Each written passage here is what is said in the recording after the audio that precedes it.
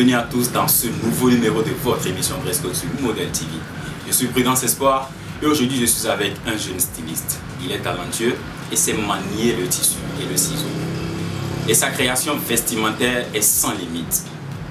De la coupe jusqu'à la finition, en passant par les broderies, il peut rendre quiconque élégant. Aujourd'hui, il a accepté de nous recevoir et de partager avec nous son point de vue sur le style vestimentaire. Tu veux savoir quoi porter, comment les porter et surtout quand les porter. Et comment mélanger aussi les couleurs. Réponse tout à l'heure avec AMG de la marque AMG Star. AMG, ça va? Ouais, ça va, Prudence. Merci de nous recevoir et de bien vouloir accepter partager avec nous ton point de vue sur le style vestimentaire. Et à présent, nous allons commencer cette émission avec la première partie, qui est juste la biographie du styliste. Bien. Maintenant, c'est qui AMG? Pour ceux qui ne connaissent pas AMG, c'est qui AMG? Bon, tout d'abord, je vous remercie quand même d'être là ici ce soir. AMG, je suis né d'un père et d'un frère d'ailleurs. Bon, je m'appelle Alpha Maman Kabachou de Guinée, dans la région de Monti. Donc AMG, c'est de là que ça vient. AMG, ce n'est pas seulement un nom, c'est le diminutif de tout ton nom complet. Oui, c'est l'abréviation de mon nom. D'accord. Alpha M Mahaman G qui représente le nom de famille Gaba. D'accord. Maintenant, dites-nous AMG, qu'est-ce qui vous a donné envie de faire du stylisme? Très belle question. Comme je vous l'avais dit tout de suite, que je suis né d'un père et d'un frère tailleur. C'est-à-dire la mode c'est dans le sang en fait. Donc je suis né là-dedans, après les cours, à l'école, tout. Je suis toujours là-dedans. Tu es né là-dedans, ouais. Moi j'ai pas compris. Hein. Voilà. Je ne sais pas si les téléspectateurs ont complètement compris. Mes arrière-grands-parents étaient tous des frères. D'accord. Donc presque toute la famille. Voilà.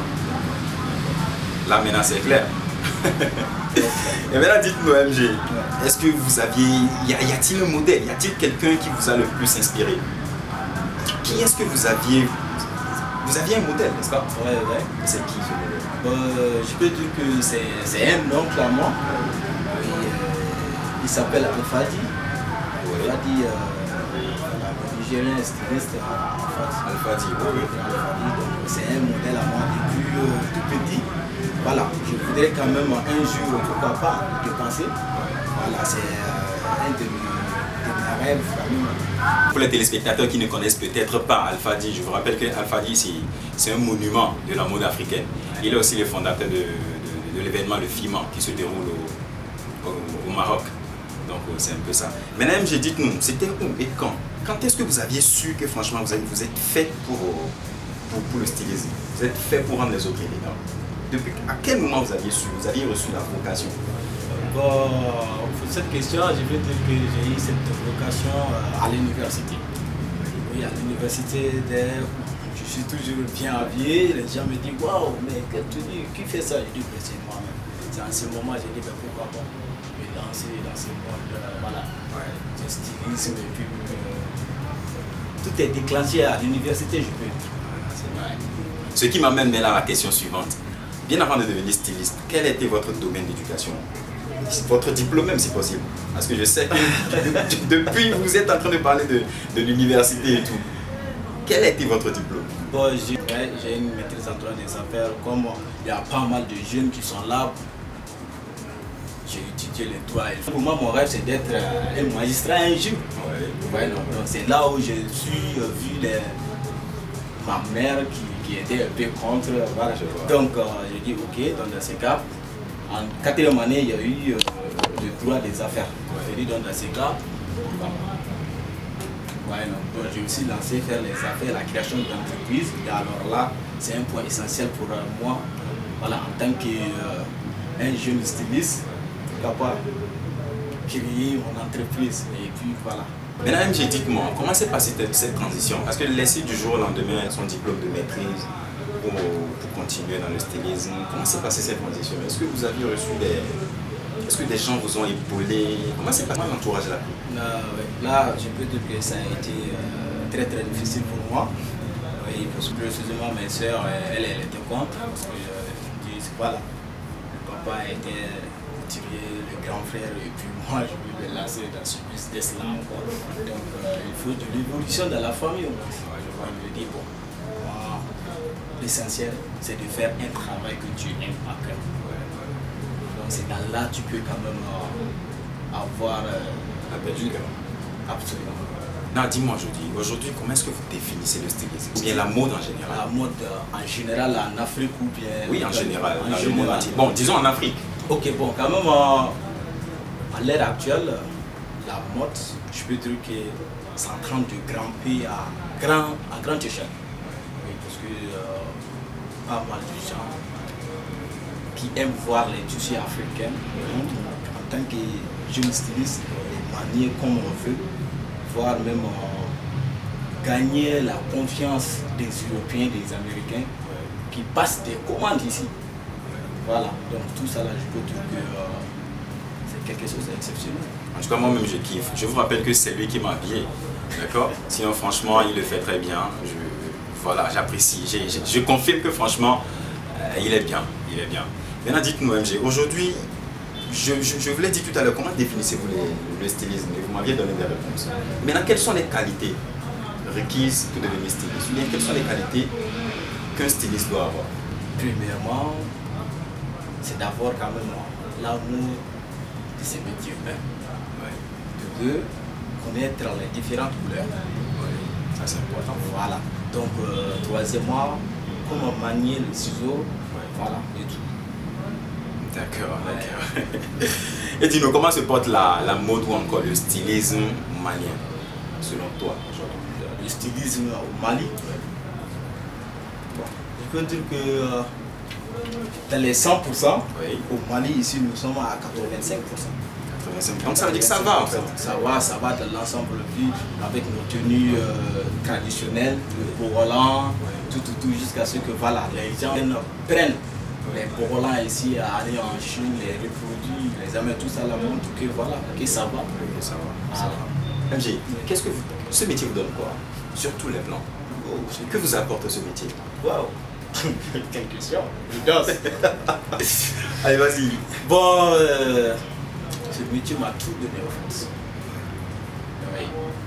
Grâce à ce métier, je peux dire que voilà, j'ai gagné l'indépendance que je voudrais toujours souhaiter. Ouais, ce métier m'a tout donné. Donc vous êtes épanoui en quelque sorte. Mesdames et messieurs, nous sommes arrivés à la fin de cette première partie qui était la biographie du styliste. À présent, nous allons commencer avec la deuxième partie qui est le relooking. A tout de suite.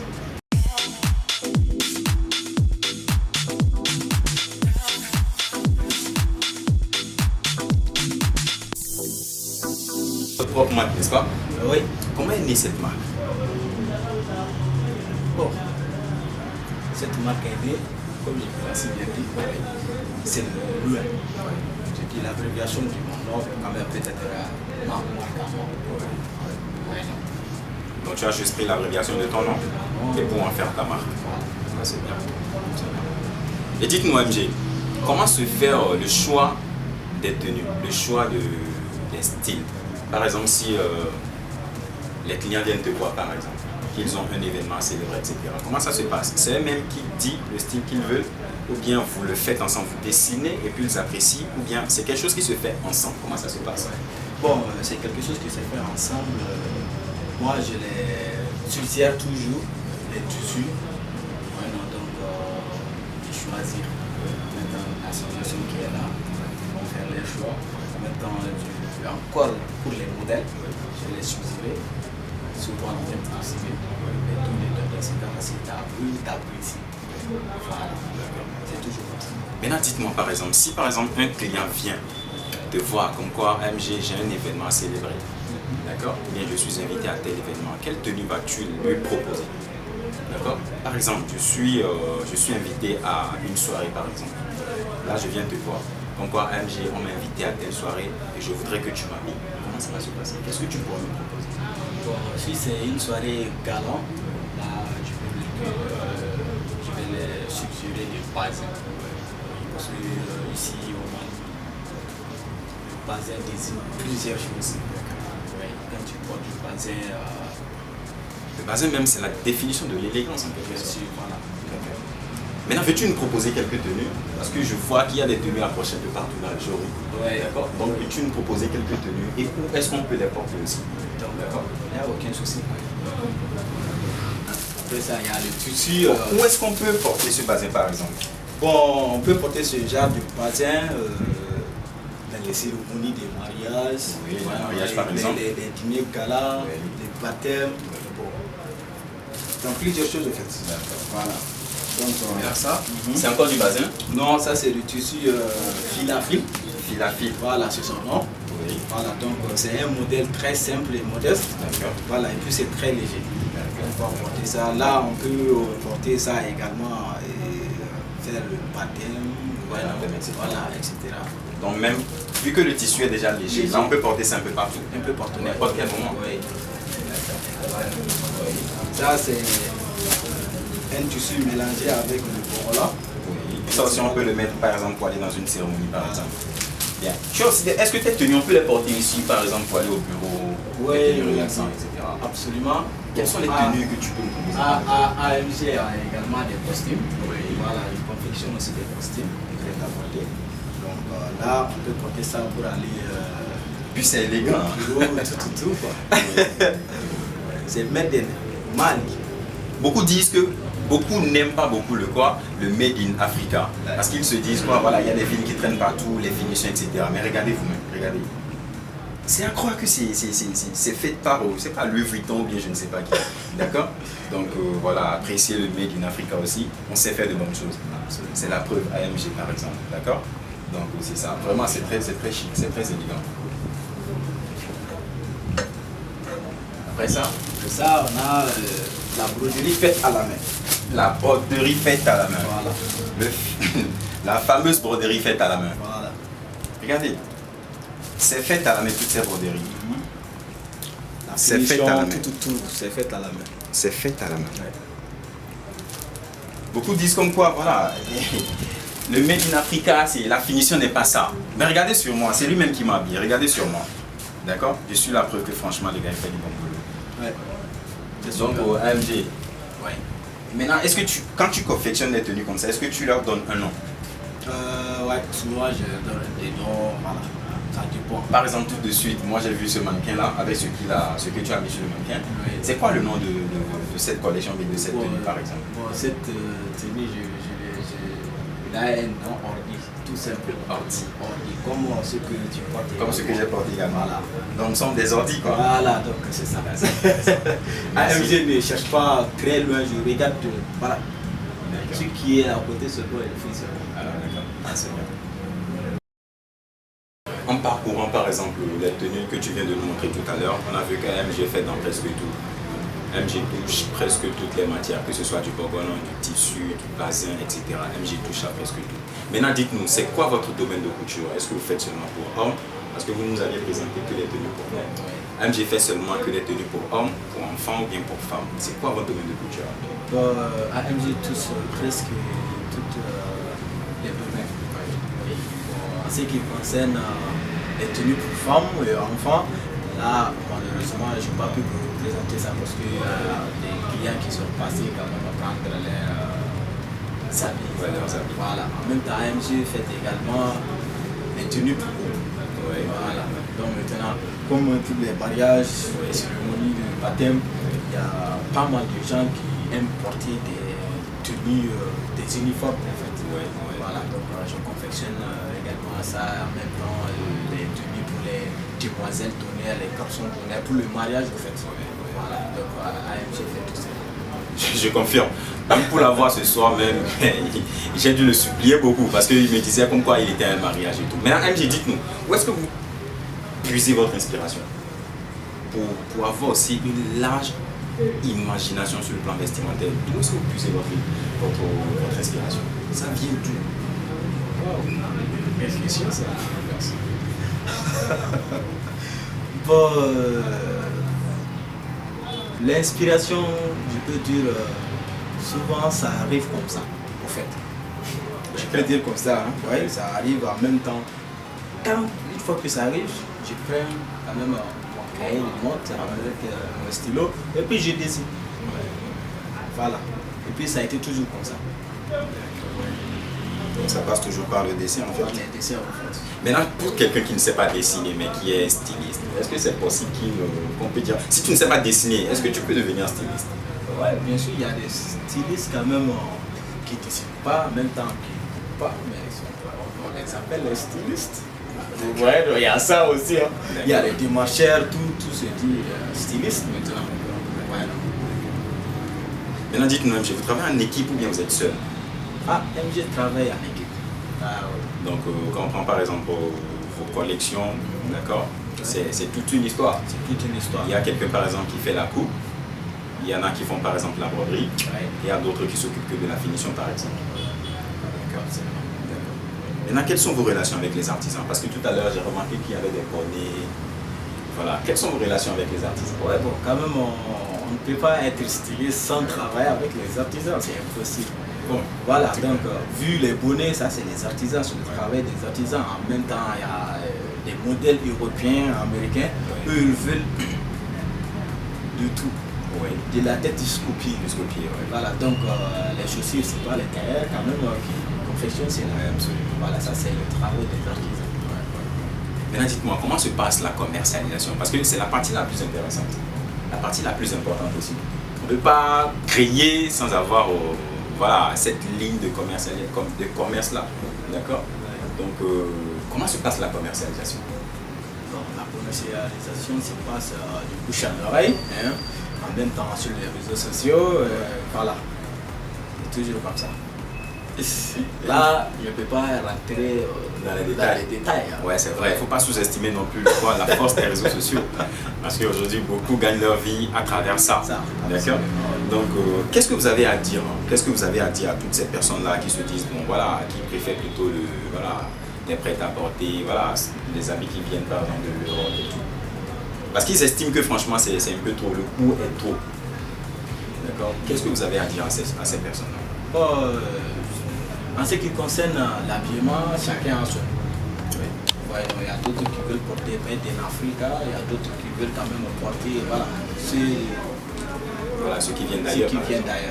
Voilà. Donc, moi, tout ce que je leur souhaite, c'est de faire confiance à nous, les jeunes stylistes, voilà, de venir quand même auprès de nous pour qu'on les confectionne sur mesure et à bas prix. Très abordable. N'oubliez pas que la population, il y a la population qui ont des petits budgets aussi, qui voudront également s'habiller Made in Africa, d'accord? Donc c'est ce qu'il vient de dire tout à l'heure, que vous pouvez, avec vos petits budgets, que vous pouvez vous habiller très très élégant chez lui, d'accord? Est-il difficile de vivre du stylisme au Mali? Comme je vous l'avais si bien dit, moi j'ai tout eu dans ce business. En tout cas, ça se voit quand même. Ça se voit. La question même ne se pose plus. Ah, ben, d'accord. Dites-nous, Mme MG, est-ce que les défilés, les ventes privées, les masterclass, tout ça sont fréquents ici? Oui, je veux dire. Ça se passe bien? Oui, ça se passe très bien. Par mois, il y a toujours des défilés de mode qui se passent. Donc, souvent, je suis présent. Maintenant, quels sont vos rapports, quelles sont vos relations avec les autres stylistes maliens? Les confrères. Moi je les appelle mes aînés, hein. Ouais, je les appelle mes aînés parce que je suis très très jeune parmi eux. Voilà, donc je les respecte, il n'y a que ça en même temps. On est toujours nickel ensemble. D'accord. Alors MG, dites-nous, quelles sont les difficultés que vous rencontrez dans ce domaine? Les difficultés, je suis un homme de principe. Les difficultés n'est pas aussi grave que ça. Tout dépend des rendez-vous. Donc, par exemple, il y a des clients qui passent des commandes ou bien voilà, qui qui amènent leurs habits à coudre, je leur donne le rendez-vous. Maintenant, moi, j'investis. Ouais, non. Mais au lieu de venir récupérer, c'est à eux. Ouais, je sais pas si... Donc des rendez-vous faussés en quelque sorte. Mais pas de mon côté, de leur côté. Le rendez-vous que je leur donne, eux ne viennent pas récupérer leurs habits. Donc les clients faussent les rendez-vous. Absolument. Chez AMG, c'est toujours comme ça. En même temps, AMG, beaucoup disent que les stylistes, les couturiers, etc. ne respectent pas aussi les rendez-vous. Par exemple, un styliste ou bien couturier peut te demander de venir chercher ta tenue aujourd'hui, par exemple. Mais tu viens, voilà, il te dit, bon voilà, la tenue n'est pas encore prête et voilà, de repasser tel jour. Est-ce qu'AMG aussi est comme ça ou bien qu'est-ce qui occasionne ça? Bon, en général, ce qui occasionne ce genre, quand même, c'est ça c'est les coupures d'électricité. Ok, supposons qu'il n'y a pas eu de coupure d'électricité. AMG aussi est comme ça. AMG ne respecte pas cet rendez-vous. Non, AMG n'est pas comme ça. Ah, ouais, je le dis haut et fort. D'accord. En tout cas, je confirme parce qu'AMG, c'est toute une équipe. Donc, voilà. D'accord. Maintenant, dites-nous, AMG, l'émission tend vers sa fin. Donc, j'aimerais que tu donnes un conseil, d'accord? Ou bien quel conseil peux-tu donner aux jeunes stylistes qui voudront emboîter tes pas, qui veulent devenir aussi une icône, d'accord, de la mode moyenne comme toi? Ok, bon, pour le moment, le conseil que je peux donner aux jeunes stylistes maliens, africains, c'est de se battre pour ceux qui aiment le fait. Qu'ils aient toujours quand même confiance en eux.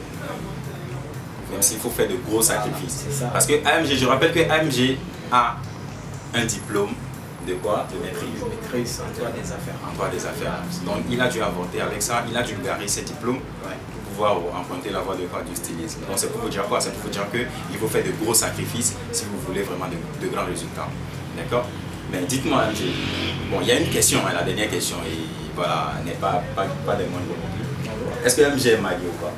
Bon, pour le moment, AMG est dans la classification des célibataires. AMG est célibataire. Donc, vous entendez dans les filles. Donc, c'est un peu ça. Maintenant, dites-moi, AMG, quand tu auras la belle, d'accord, quand tu auras celle que Dieu t'a créée, Dieu a confectionné pour toi, d'accord, vous allez forcément passer par le mariage. La tenue de mariage. Est-ce que tu y as déjà pensé? C'est déjà classé. C'est déjà classé. Absolument. Donc, on est arrivé à la fin de cette émission. Des projets? Ouais. AMG a plein de projets. Je peux dans les années à venir. Voilà, organiser défilé. Avoir son propre événement. Voilà, propre événement. En même temps, ouvrir beaucoup de showrooms quand même. Un peu partout dans la capitale. Voilà, dans la capitale et dans la sous-région, tout ça. C'est grand projet. Absolument. On te souhaite beaucoup de courage et Merci voilà. beaucoup. Un dernier mot. Bon, tout d'abord, je vous remercie quand même de venir faire cette émission. Reste good. En même temps, l'équipe AMG Style, parce que si vous voyez AMG maintenant, c'est qu'il y a une équipe derrière. Donc, en même temps, remercier mes clients fidèles. Ouais, non, c'est toujours comme ça. AMG, nous sommes arrivés à la fin de cette émission. Nous te remercions beaucoup. Et merci à vous aussi, chers téléspectateurs, d'être restés avec nous jusqu'à la fin de cette émission Dress Code. Je vous donne le rendez-vous la semaine prochaine avec un autre styliste. Mais d'ici là, portez-vous bien. Et surtout, n'oubliez pas, peu importe ce que vous portez, portez-le fièrement. Parce que c'est vous qui êtes censé rimer avec ce que vous portez et non le contraire. Allez, portez-vous bien. Restez connectés, likez la vidéo, aimez la page et partagez surtout. Allez, à la semaine prochaine.